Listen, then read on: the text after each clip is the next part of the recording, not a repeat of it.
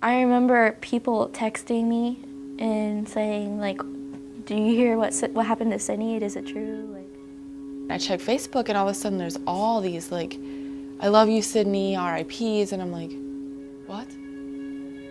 So I tried calling her, she didn't answer. I tried calling her mom didn't answer. And then finally I drove her to her house and she wasn't there. It was horrible. She was the most amazing person that I've ever met. She was never like that person to like put people in a bad mood. She was always trying to put people in a good mood. She was one of the best people I know. Her heart was so big. I've never met anybody with a heart as big as hers. We were working on building a tree house in our backyard, and Sydnee very much wanted to be involved and help out. And you know, I'm up on a ladder trying to shingle the tree house, and I'm a little nervous being up there. And Sydnee climbs up, and she's laying across the roof, nailing shingles, and she didn't have any fear. She helped us build our treehouse roof, and I remember seeing her out our windows in the backyard on top of the roof, putting in nails. And then a piece of Sydnee that was very unique to her, I think, versus other teenagers, is she still had a very big kid heart. She was a girl that liked to play, and she likes to ride the swings with me. We had talked about going to the pumpkin festival, and I told her that I wanted to go. And she was like, yeah, I want to go too. She runs down the steps, she's got her bag, and she's like, okay, I'm going to Vicky's house, love you, see you tomorrow. I said, okay, not knowing that was going to be.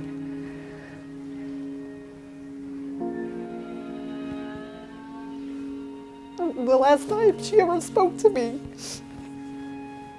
That night they were heading back from a pumpkin farm, and they were heading down the highway, and Joe, the passenger, was looking at his cell phone, and he felt the car jerk. It hit on the other side of the grassy median and flipped the car over. I was very close to hitting the car myself, so I kind of closed my eyes. I think it slammed on my brakes, and that's whenever I got out of the car and saw Joseph jump right out, and I realized that he was searching for Sydnee. So that's when I started helping him look for her, and I saw Sydnee in the ditch.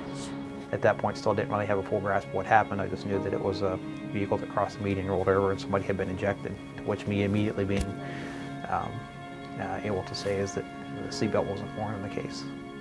I started calling hospital after hospital until finally they answered and told me that she was there.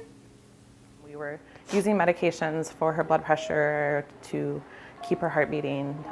We were using the ventilator to keep her breathing. We finally made it to the emergency room, and when the highway patrol people showed up and he said she was ejected from the vehicle, she wasn't wearing her seatbelt. I thought, why? Why did she have it on? And then the ER doctor comes in and he's like, she's very, very sick. She hit her head, and we're gonna try to take the swelling down, but where she was hit, it's very unlikely that we're gonna be able to do anything for her. And then her mom answered the phone at the hospital and told me to come up because she wasn't gonna make it and to come say goodbye.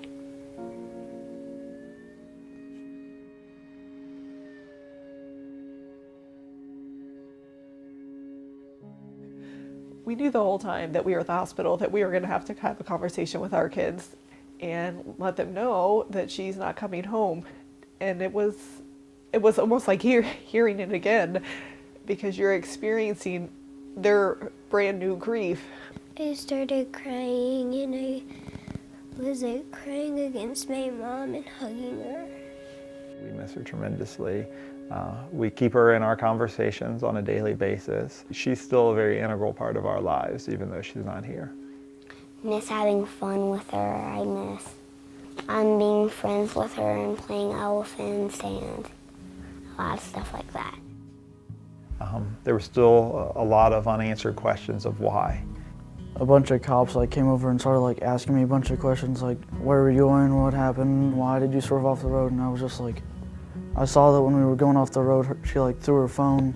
Start putting everything together and realizing that this is a texting and driving crash. We were able to specifically say it was texting and not anything else. Learning from this for Sydnee, because it affected us as healthcare workers, it affected us as people, it affected us as mothers and aunts and cousins and sisters. This is something that isn't just going to affect you. This is something that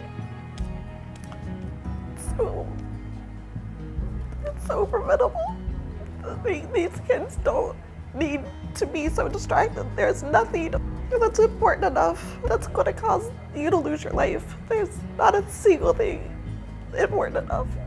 For some reason, she made a bad decision that day. She clearly was touching her phone, and whether it was texting or looking at something on her phone, that caused the accident. And she also made a bad decision not to wear her seatbelt. That's caused her death. Joe was a front passenger in the car. He was wearing his seatbelt.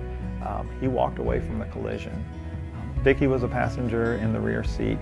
She had the lap belt on, but she had the shoulder belt behind her back. I broke my arm, I broke my neck, and I broke my back. For the longest time, I blamed that whole thing on myself. Like, I could have stopped that if I was not on my phone texting my mom. I didn't remember the accident. I didn't remember what had happened. I was sorry that I didn't get to tell her bye, or that I loved her, or that she just wasn't going to graduate with us. I was sorry that it even happened.